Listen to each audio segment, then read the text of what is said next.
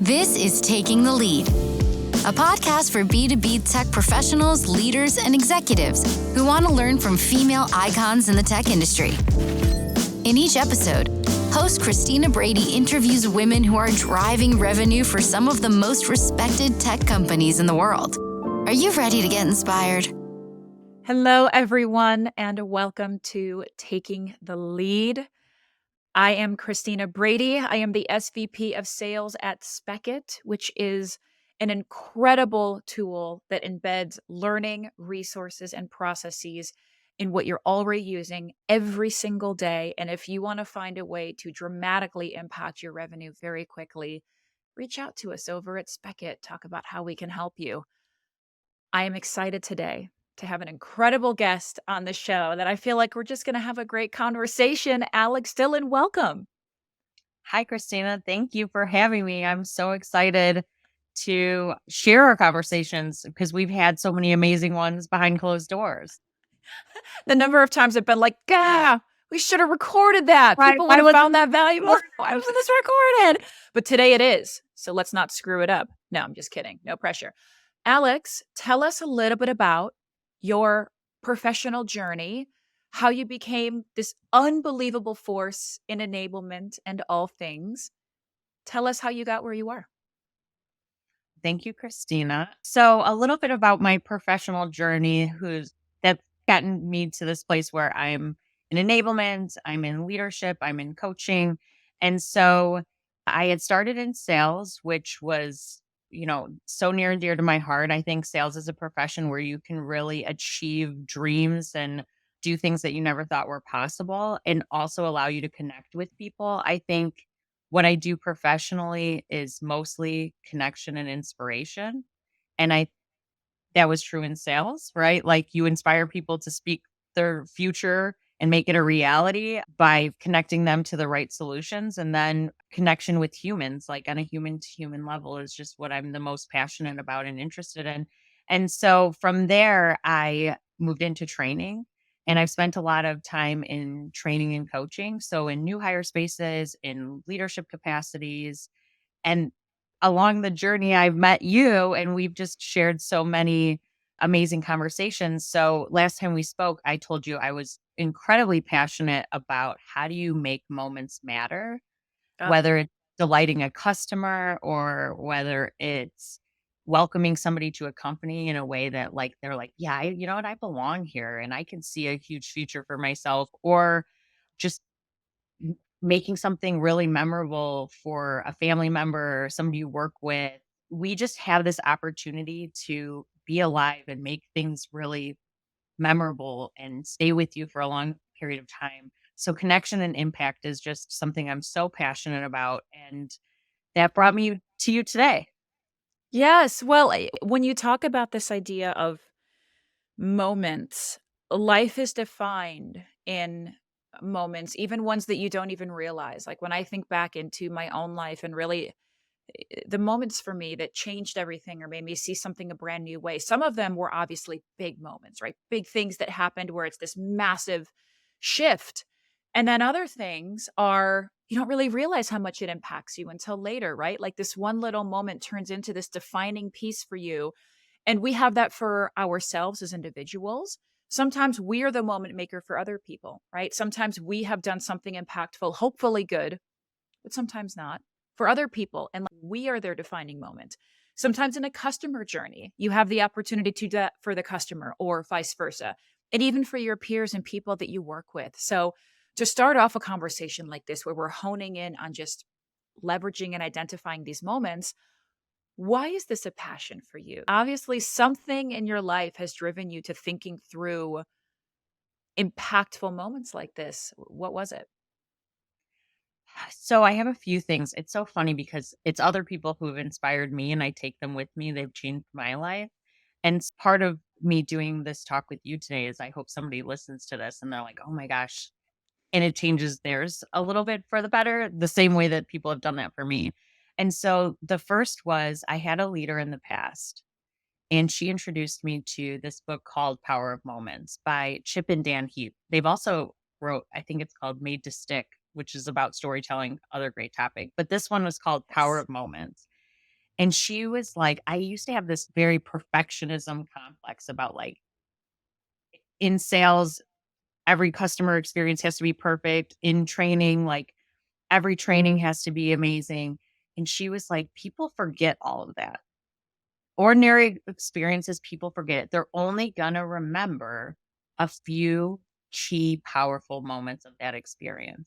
And you have the opportunity to either let it happen by luck and chance, or you can create it.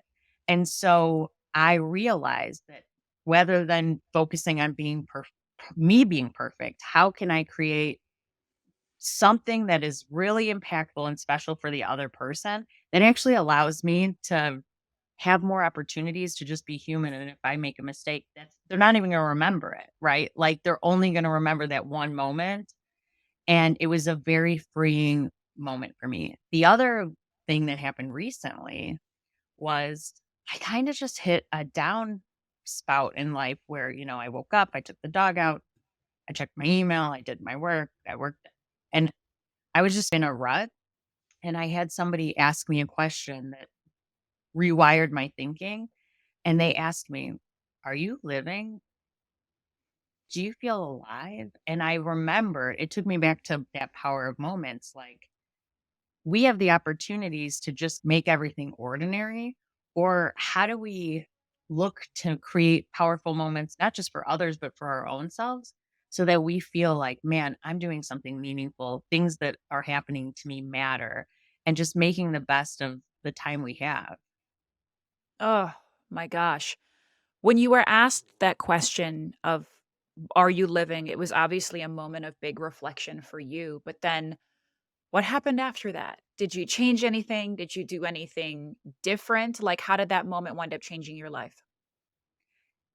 It's interesting that you said that. First off, it actually brought me to you. I think I was telling you before, I used to do things like this where I got out of my day to day and did something where I love connection and impact, do it more broadly, right? Not just in my 9 to 5 work day, but like actually make a difference in people's lives in a professional and in a personal manner.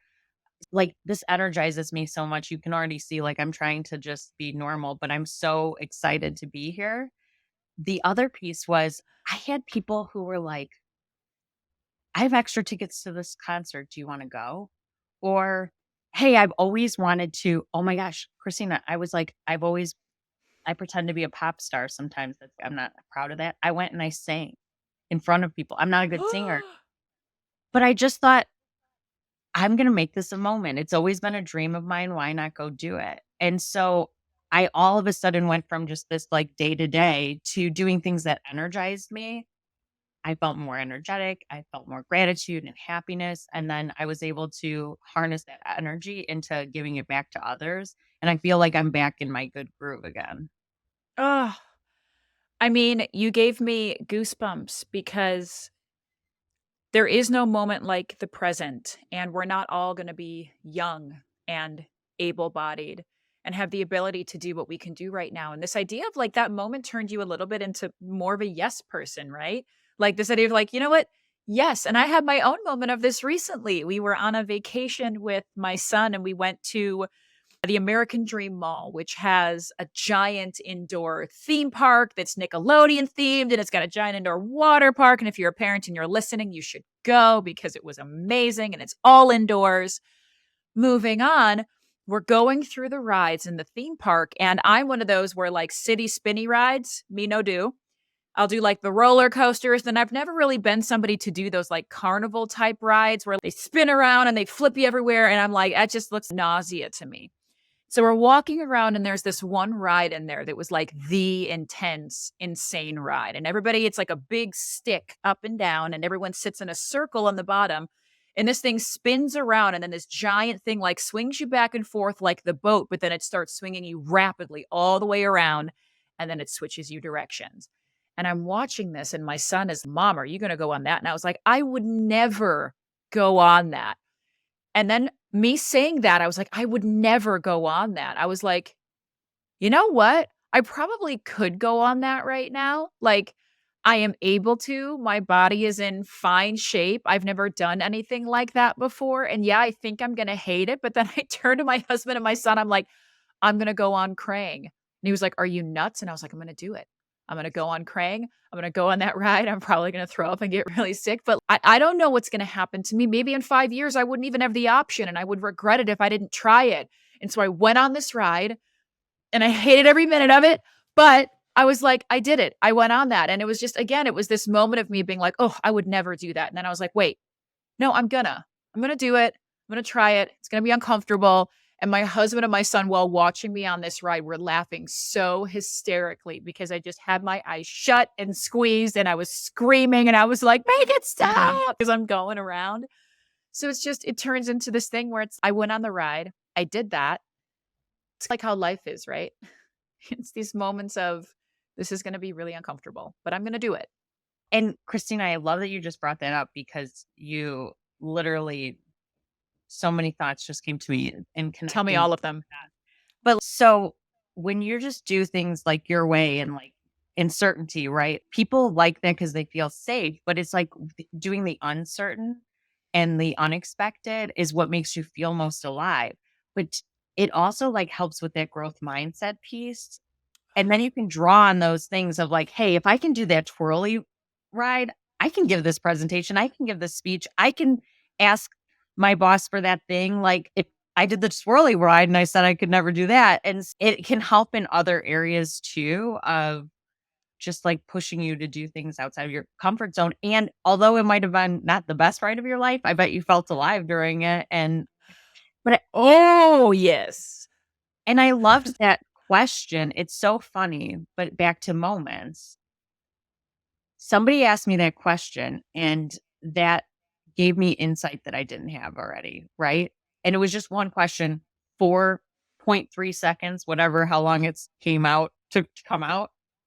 It was very short, but it helped define the last few months for me. And if a coach told me, if a friend told me, if a teacher told, like, if somebody just told me, hey, Alex, here's the thing, you're just in your rut and you're just doing the same thing, I would have been like, I'm not listening. I'm not taking it in. It's not going to change me. But by creating this powerful experience in this one-to-one conversation and asking me that insightful question, that was a moment for me. And in that book that I read before, I think I was telling you, but there are 4 things that they talk about create these really powerful moments. And one is insight, which is, right, hey, you made me trip over the truth that I'm in a rut and I'm not feeling alive.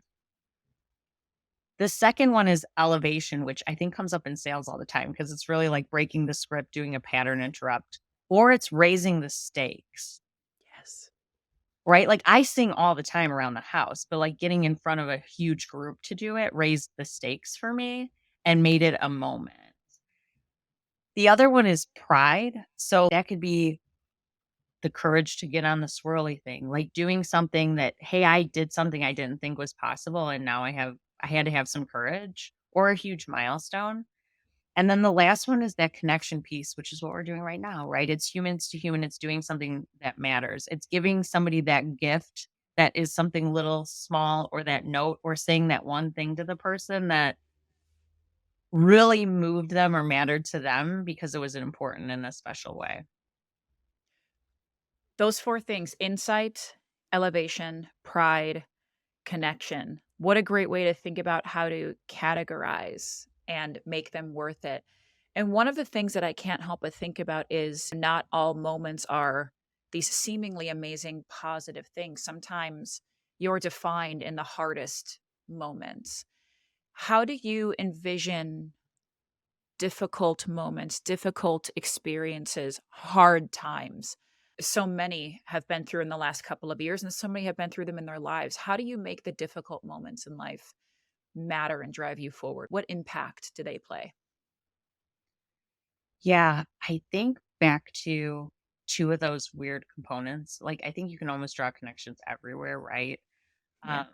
When people go through really hard times, like part of how I got in that rut, some of the moments that I still remember when I think about those hard times were the connection pieces, like who showed up when I needed them the most.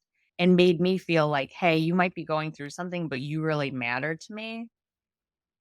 And like, I remember one day I opened up my door and I had a mug outside with just a handwritten letter and I think some like hot cocoa from like a friend that was like, "Hey, I know you're going through something and I just wanted you to know you're an amazing person. And it was that element of elevation and surprise, but also connection. Such an easy little thing. But I think what you can do for other people who are going through tough time is just like give them some indication that they matter in a big way to you. The other piece is back to like pride and insight. If I just went through some really rough time and growth mindset too, what did I learn from that? What new insights do I have? And a lot of times it's that I can endure more than I thought and I'm a resilient person. And how can I have some pride in that and celebrate it as a milestone of the old me didn't think they could do this and the new me is very courageous and can take on the world. And if you can do something for yourself to like celebrate that of this is a new me that's even more courageous, level 2 me, whatever it might be, create a milestone, right, for yourself. And these are things I try to do for me and I'm not perfect, but especially if I see somebody else, like how can I celebrate them of you got through the hardest thing that you've ever had to go through or you're doing something really strong, have some pride. When I did new hire training. Sometimes I tell people, I don't know if people know this, but when you start a new job, it's the third most difficult thing you'll do in your adult life. Yeah. And so when they hit their end of their first week, I like to one, do something to take them by surprise, to celebrate them in a way, but two, remind them you just did something really hard, which was bet on yourself. You had a lot of courage to do something new. And like, you should have so much pride in that. This is a milestone. And you also belong to this new company, family, whatever it might be. Joining a new gym or a new hobby. Hey, it's your first week of spin class, whatever. Like now you're part of the spin family. That's a weird analogy, but I think you get But it. we love There it. are, Yeah. and you can make those moments memorable, or you could just let them be ordinary. And that's really where the choice comes in and the bit of inspiration is. Yeah. It's funny. I had a post on LinkedIn not too long ago where I said starting a job is like being the new character in season 5 of a sitcom, where it's like you're getting in there and you're like, everybody has context to things that I don't know. And they're all the originals and I'm not an original and I don't really get it. But now I'm a part of this cast. So let's do it. What you're making me think about is something that my mom reminded me of as it pertains to hard things. And my mom had no shortage of hard things that she went through. And the perspective that she gave me was one that came a little bit later, but she was reflecting on something in my childhood when we were just talking about I had a really difficult time with a couple of things when I was in junior high. Like when I was 13, 14, I went through some really difficult life things. And my mom just talked to me about hard things. And she said, it's not so much getting through the hard thing. She's because you either have the option to get through the hard thing or not. But not is like what you die. Like you just like you have to get through the hard thing. She's like, and sure, you can be proud of that. She's like, it's what you do after the hard thing. She's like, the pride comes in. You've done the hard thing. Most people can survive, but the thrive after the survive. And she told me a story about when I was younger, I got really sick and I wound up being in a coma for a couple of days when I was like 3, 4 years old. And when you're in a coma for any amount of time, usually you have to come out of that and you have to relearn a couple of things. You have to relearn how to move your face. You have to relearn how to walk. And I wasn't in one for too long, but she said, originally, when you were little, I told you how proud of you I was because you got through the coma. She's and then I realized when I was watching you as a little kid embrace life after that. She's like, you never remembered that you were sick. You remembered that after you were sick, she's it's like you were filled with life again and you wanted to walk and you wanted to crawl and you wanted to learn. She's like, it didn't impact you. She's like, and then I realized I was proud of you for that. And then I think back and I'm like, I don't remember being sick, but I was like, I remember the after. I remember the feeling of I can do anything and embracing life, even as a little kid. And so when we think about celebrating people for going through these hard moments, right? It's like you made it through that moment, valiant effort. But what you did after, my God, I admire that. Because not everybody would do after a hard moment what you did. And that to me is the inspiration. And for you, you talked about being in a rut and getting out of it. When you were in that rut, did you identify like, I'm in a rut? Did you know you were in it when you were in it, or did you lose yourself a little bit? Honestly, I feel like I lost myself a little bit. And I think that's why it's so wonderful when you have really great connections because other people can help identify. And my gift is I hope that I'm able to do that for other people as well, as to show up and say, hey, are you living? Are you thriving right now? And what's stopping you? And or give them some sort of memorable experience or moment that helps them like re reshift their thinking and reframe things for a moment. And so I think that's the other great thing is if you have a lot of people around you and surrounded by the right people who also like love thriving, want to see you succeed, they'll like help you identify, like, hey, something's different and what is it? Yeah. You And have give that you a pattern superpower to now. interrupt. Yeah. Yes. That hard time in your life that you went through when you were in that moment and you lost yourself a little bit and you were down, but you didn't realize it, right? It's almost like your new normal became a different version of you that you didn't maybe want to live with or be with, and somebody else pulled you out of it. And it wasn't just the moment of being pulled out of it, it was now you have a new superpower. Now you have the superpower of, I've done hard things. I can do hard things and I can see other people going through hard things. And now when I tap them and give them that visibility, I'm going to give them that power. I have now the ability to see when other people are stuck and I can pull them out because somebody showed me how to do that. It's like the most incredible way of paying it forward ever in those tough moments. No, I totally agree. And I think the other thing is it's so interesting because the person that did it for me, I had done it for them in the past as well. Oh, And it's a very cute story, so I'll share it with you for please. nothing but the cuteness of it, which was this person had been sharing that they were reading this book that was really inspiring them and they were going through some tough things too. And I had a one-on-one, just a normal one-on-one on my calendar with them. And so in my pure salesman and influencer way, stalked down the author and wrote the most heartfelt note of like, "Hey, your work means something so much to somebody that it's like moving them beyond imagine." And so I was able to get the author to show up 5 minutes into a one-on-one with this other person. And, like, little did I know that fast forward a year, I would be stuck in a rut and they would do something phenomenal for me, but I think that's, like, again, the piece of the how you allow this to continue to give and continue to grow, and when you surround yourself by amazing people and create powerful moments for people, that kind of gets returned to you when you might need it the most as well.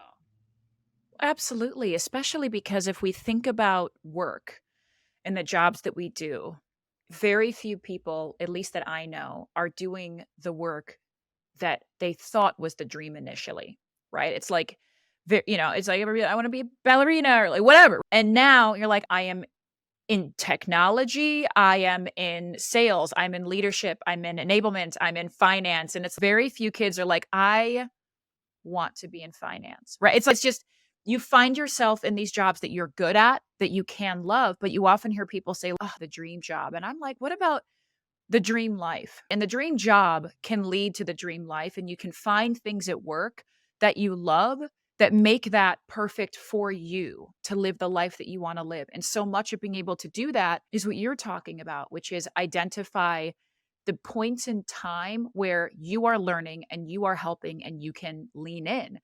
And so by using this idea you have of like the power of just embracing moments, what advice would you give folks who maybe right now find themselves in a difficult time at work, or maybe a job that they don't love, or maybe a promotion that they didn't get, or feeling like they need something new or different? What advice would you give them in terms of how they can look at the world around them a little bit differently to maybe bring some joy? Yeah, I mean, I think the biggest piece is that courage, like having the courage to say to their leader or a coach or somebody that they work with, like, hey, I'm struggling here and I need a little bit of help. the other piece is to figure out like those connections. Like, why does this matter? If my work doesn't matter, I'm like far less likely to want to get up in the morning, brush my teeth, and start. Oh, But if I can connect to like, why does this matter? And I can tie it to something bigger than myself of changing people's lives, like helping them to create a future that they didn't know was possible, or just making, hey, I actually make other people's workday great. They leave work feeling happy and like that it's a great place to be because I was there. If you can just find those pieces, it's so interesting because gratitude is like gratitude and happiness are like the very opposite. You can't be angry and like all of those other things at the same time. I'm grateful. Ugh. They're like Yeah. opposing forces. Yeah. And so, if you think through what do I enjoy doing and lean into that and have some gratitude around it, and then like, how can I do something that matters? What is it that I do that makes this meaningful? And reground yourself in that, it's just a total different game changer. And Yeah. your point, I know I'm going to have hard moments in my day, in my life, in my week, in my experiences. And to just go, hey, it's not going to break me. Like, I'm going to get through it and I'm going to be stronger on the other end and look back and say, I'm so proud of myself. I can't believe I got through that. Some of those just mind shifts, again, it's just like rewiring how you look at things. And I think having the courage, like a lot of it's about, I'm going to have the courage to say, this isn't what I want to do. And I have a passion somewhere else. And how do I make that move? Or to say, I haven't challenged myself in a while and I'm going to do something in my current role outside of my comfort zone. And it might be scary, but I'm going to come out more versatile and with better skill set and better able to achieve and help others around me and help the customers or whatever it might be. Whenever I'm feeling, I will say, like, whenever I'm feeling in that rut, if I can give myself a challenge and harness some courage, even out of if there's barely any left in the barrel, it sort of refuels it. Now I feel like I can challenge myself something bigger and draw from more courage. And it's just kind of like a multiplier. What's an example of a challenge that you feel like someone can give themselves in those moments? You know what? It doesn't even always have to be work related. Of course not. My God. And Yes. and so I will tell you, this is like a weird personal thing, but Yes. I started doing martial arts as a hobby, something I'm not good at all. Like I'm not at all good at it. My balance isn't great. My strength isn't great. My flexibility isn't great. And I've definitely never been needed to defend myself against anything besides like, mosquitoes. So I definitely didn't think that I could do it, but I was interested in it. And so I gave myself the courage to go and I made the commitment of I'm going to go every day for a week. And I went and then they have, belts. So then I was like, I'm going to test for my first belt. And then I was like, if I can do 700 kicks, which I never thought, I didn't think I could do 100 kicks. By the time I got to 700, I was like, if I can do 700 kicks, I can certainly give this presentation to direct. I can certainly have a hard conversation with my leader.